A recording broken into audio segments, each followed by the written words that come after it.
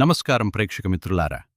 విశాఖపట్నంలో సంగీతాభిమానులను ఆకట్టుకున్న విశాఖ సంగీత్ సాగర్ కార్యక్రమం ఘనంగా నిర్వహించబడింది. శ్రీ గంటి నాగేశ్వరరావు స్వరములో తెలుగు, హిందీ, తమిళ భక్తి గీతాలతో సాగిన ఈ సంగీత విభావరి ప్రేక్షకులను మంత్రముగ్ధులను చేసింది. ఈ సందర్భంగా 60 పాటల universal book of golden record అనే ప్రత్యేక కార్యక్రమాన్ని నిర్వహించారు. ఈ కార్యక్రమంలో భాగంగా చేపట్టిన 60 పాటల universal book of golden record ప్రయత్నం విజయవంతమై సక్సెస్ సాధించింది. ఈ విజయాన్ని పురస్కరించుకుని universal book of golden record పరిశీలన బృందం నిర్వాహకులను మరియు కళాకారులను అభినందించింది. అనంతరం గుర్తింపుగా సర్టిఫికెట్ను అందజేసింది. అన్నపూర్ణ మరియు నాగేశ్వరరావు వ్యవస్థాపకులు మరియు చైర్మన్ల ఆధ్వర్యంలో నిర్వహించిన ఈ కార్యక్రమం విజయవంతంగా సాగింది. కార్యక్రమంలో పలువురు గాయకులు తమ మధుర గానంతో సభికులను అలరించగా భక్తి గీతాలు ప్రత్యేక ఆకర్షణగా నిలిచాయి. నమస్తే అండి, నా పేరు శ్యామ్ సుందర్.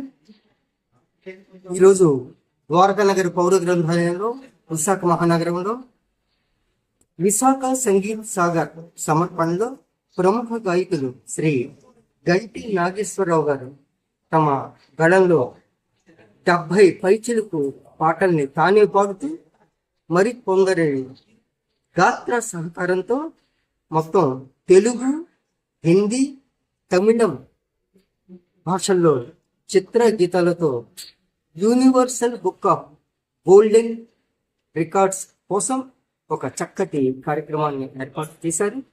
ఇప్పటికే సగానికి పైగా పాటలు పూర్తయ్యాయి.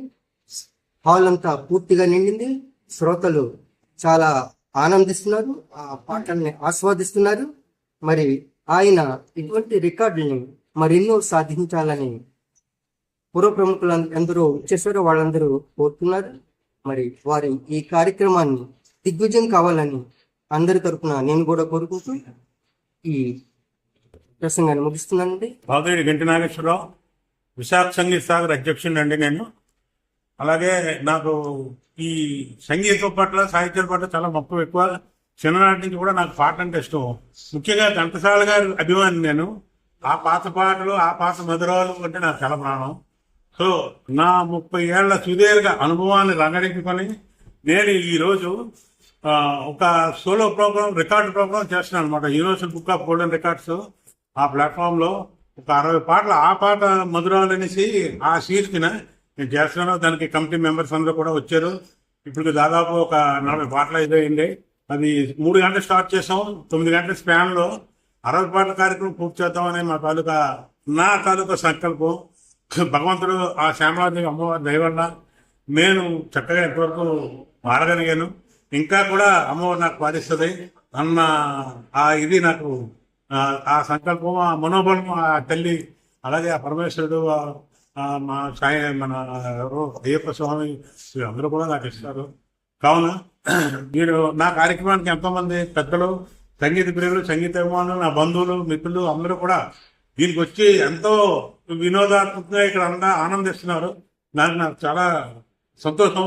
ముఖ్యంగా పెద్దలండి, 70+ పెద్దలకి ఇలాంటి కార్యక్రమాలు చేస్తే ఎంతో ఆనందిస్తారు. వారికి ఎంతో మనం ఇంకా లైఫ్ ఒక ఆనందదాయకంగా వాళ్ళని మనం ఇచ్చేసినట్టుగా ఉంటుంది. అంచేత ధన్యవాదాలు. అలాగే మా ముందడుగు మా మల్లేష్ చక్కటి ఈ మధ్య కాలంలో ఎంతో మంచి మంచి తాలూకా విషయాలన్నీ తెలియజేయడం, మరి ఎఫ్ఎం మన ఫేస్బుక్ లో కూడా చాలా చక్కగా చేసి విశాఖ నగరంలో ఒక ఉత్తమ జర్నలిస్ట్గా మంచి మంచి విషయాలు తెలియజేస్తున్నారు.